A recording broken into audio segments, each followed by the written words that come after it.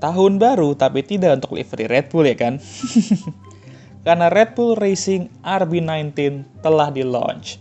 Livery yang sama, dan gua rasa mobil yang di-launch tadi itu bukan RB19, tapi benar-benar mobil musim lalu yaitu RB18. Rada mirip habis. Tapi yang menarik ialah kerjasama Red Bull sama Ford untuk musim 2026 nanti. Lucu juga, brand Honda udah balik ke kit Red Bull musim ini, tapi event launch RB18, maksudnya RB19 ini juga sekaligus nge-promote brand Ford. Red Bull tentu ingin membawa performa musim lalu ke musim 2023 ini, yaitu kembali mendominasi F1. Udah mulai panik ya kan tifosi dan fans Mercedes. Takut Red Bull dan Max mendominasi lagi di musim ini. Tapi musim lalu sebenarnya nggak semuanya fun, seru, enak, dan baik untuk Red Bull ya. Ada juga nggak enaknya, dan Red Bull tuh perlu memperbaiki hal itu di musim ini agar tidak terjadi lagi di 2023. Yaitu, hubungan Max dan Checo yang mulai frosty karena insiden Brazilian Grand Prix.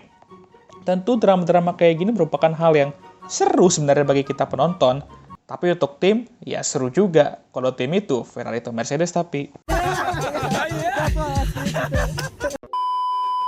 Nah, sekarang bisakah Max Verstappen dan Sergio Perez kembali akur 2023?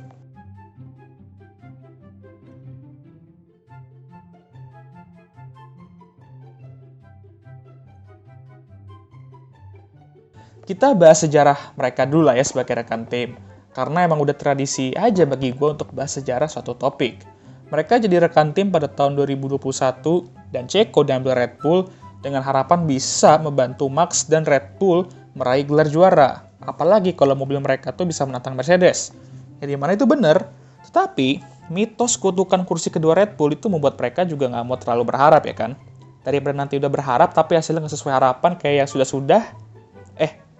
Kayak siapa tuh ya? Siapa lagi kalau bukan fans Asep?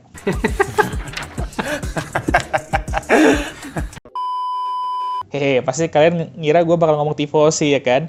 Ya nggak salah juga sih. Dah, yuk fokus. Tapi line up Max dan Checo ini diharapkan dapat bekerja dengan baik. Nggak hanya Checo mengalami musim terbaik di 2020, hubungan Max dan Checo saat itu juga lagi baik-baik banget lah, dan mereka tuh bisa bekerja sama dengan baik. Jadi dari segi membantu tim, ya nggak ada masalah.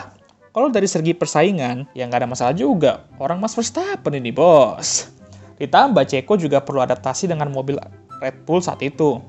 Dan soal kutukan kursi 2 Red Bull, itu juga banyak orang takut kalau itu akan terjadi juga ke Checo. Kasian juga Checo ya kan, udah pindah ke McLaren, tapi mereka malah jadi papan tengah. Jangan sampai pindah ke Red Bull, tapi jadi papan tengah juga ya kan. Apalagi kalau Max mendominasi. Udah, fix kena tendang langsung lah ini mah. Ya, 2021 Max, being Max meraih gelar Jordan. Dan gue nggak mau bahas soal Abu Dhabi 2021. Nanti yang ada malah gelut lah fansnya di sini. Tapi, Max emang menunjukkan kualitasnya di musim itu. Dan memimpin Red Bull dengan baik. Untuk Checo, ya awal musim yang cukup sulit. Dan dia nggak meraih podium di 5 balapan pertama. Sampai pada akhirnya ia meraih kemenangan di Baku yang balapannya itu cukup chaos juga. Setelah itu, Checo tuh ya bisa dibilang rada angin-anginan lah. Ada saatnya dia bagus dan mampu merepotkan Mercedes, dan ada saatnya juga dia merepotkan timnya sendiri. Ya dari persaingan ya udah slam dunk aja lah, Max unggul dan sesuai ekspektasi juga. Tapi Checo juga sudah membuktikan bahwa dia tuh layak berada di kursi kedua Red Bull itu. Meskipun Red Bull gagal meraih gelar konstruktor yang dimana Checo bisa sedikit disalahkan karena itu, tapi Checo juga patut diapresiasi karena membuat Mercedes beberapa kali ketar-ketir dan membantu Max akhirnya meraih gelar Jordan pertamanya. Yaitu cukup menjelaskan musim pertama Checo di Red Bull lah ya. Tapi, musim 2022, di sini Checo diharapkan dapat improve dari musim lalu dan membantu Red Bull meraih gelar konstruktor itu kembali. Musim 2022 ya dapat dikatakan Red Bull unggul. Max mampu mereok kembali setelah mobil mereka aman dan meraih gelar juara dunia dengan cara dominasi di musim itu. Untuk Checo, awal musim dia tuh tampil kuat dan beberapa kali menantang dan merepotkan Max Verstappen. Sempat juga dibincangkan menjadi kandidat penantang gelar Jordan. Tapi sering berjalannya musim, dia mampu bersaing sebagai penantang gelar runner-up tapi. Jadi ya dia nggak bisa maintain performa dia dari awal sampai akhir musim. Ditambah Max, Ya mau dibilang apa lagi ya kan? Udah sulit lah untuk mengalahkan abang Belanda kita ini ya kan? Tapi ini dia yang menarik untuk kita para fans, di mana terdapat drama dengan Max dan Checo di Brazilian Grand Prix. Max yang saat itu berada di P6 di depan Checo diminta untuk ngasih Checo lewat. Ya masuk akal karena Checo masih memperebutkan gelar runner-up dengan Saipul. Dan Max juga udah nyegel gelar Jordan, jadi ya udah nggak ada apapun yang perlu dia fight ya kan. Tapi Max nolak dan kesel lah Checo. Ini menciptakan tensi dalam tim. Seperti yang gue bilang tadi, seru untuk kita sebagai penonton, tapi tegang lah kalau kalian berada dalam tim. Dan setelah digali terus, ternyata Max nggak mau ngasih Checo lewat karena insiden qualifying Monaco, di mana Checo sengaja nabrak biar dia bisa start lebih tinggi dari Max. Di sini Max kesel dan mungkin kalau ada situasi di mana Max harus kasih Checo lewat, ya dia nggak mau karena insiden itu. Ya kalian mau bilang kalau Max harusnya nggak gitu, ya oke-oke aja lah, emang bener. Ingat Checo juga ada bejibun kali ngebantu dia dalam meraih gelar Jordan. Tapi kalau kalian ngomong bahwa karena kejadian ini Checo gagal meraih runner-up, ya kalian salah. Karena mau Max kasih lewat dia juga saat itu, tetap aja Checo finish di posisi ketiga. Karena nantinya hanya beda 1 poin doang dari Saipul. Tapi nih guys, ini bukan pertama kalinya loh Max melanggar team order. Dulu pas zaman dari Toro Rosso juga pernah sama Carlos Sainz. Berharap Max mematuhi team order itu sama aja kayak Haas berharap Mick Schumacher nyetak poin, tapi strategi sama reliability-nya ampas.